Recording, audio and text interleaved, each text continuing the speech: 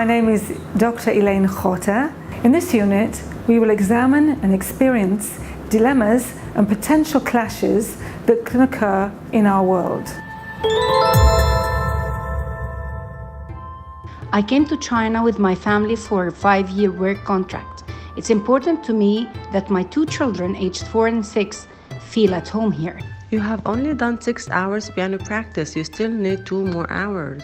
Come on, you've got another 2 classes today. Your English isn't good enough. You can't rest now. There's a math test in 2 weeks. You have to prepare every day. You can't meet friends. Oh, what's going on here? My children have grown up in a free atmosphere playing outside. What am I doing here? What do you think the mother should do? 1. Put aside her identity and culture so as to fit in with Chinese society. 2. Keep up her identity and culture even at the price of not fitting in. 3. Find a way to fit in that does not harm her culture and identity.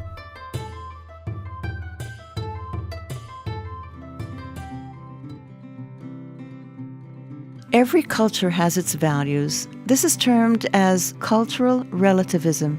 There aren't any shared human values, and you can't judge one culture by the standards of another. I don't agree with you.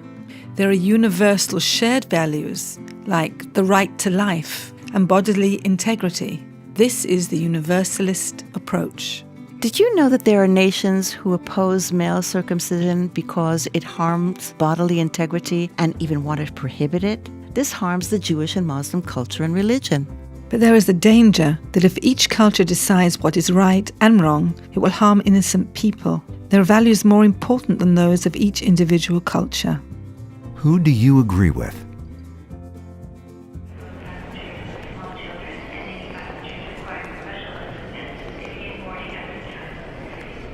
A worldview based on belief in the superiority of the nation, culture, or ethnic group to which the individual belongs is called an ethnocentric perspective.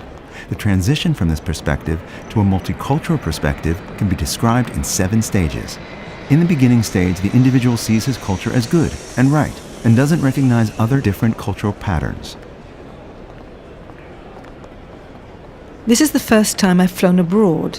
We are a wonderful country. We're all moral and respectable people. I've heard that the country I'm flying to is known for its thieves and swindlers.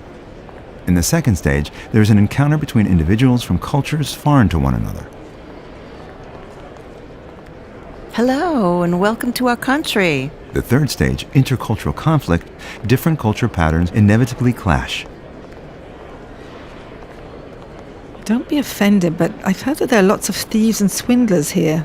Funny, because they always warned me about you people and told me to keep away. You behave like animals.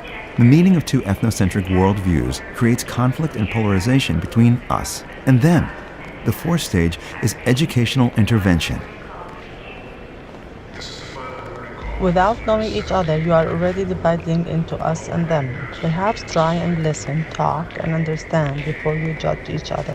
In the fifth stage, a disequilibrium comes about because of the educational intervention, and this can undercut the ethnocentrism of the individual, undermining the stability of his fixed view of things, leading him to reassess and take a broader perspective. You know what? Perhaps tell me a little about your country. We believe in social solidarity, everyone for everyone. We educate our children for a caring society. I would have believed it, really. This isn't what I heard about you.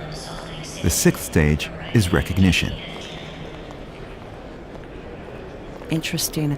Our core value is looking out for the other. You're more like us than I thought. The individual sees the legitimacy of cultural variation, cultural relativism. A new balance is created, and a process of adaptation to the new knowledge begins. The seventh stage is consolidation of the multicultural outlook, showing mental and emotional openness, enabling one to look at reality from different perspectives. Tell me more, it's very interesting. How do you help each other?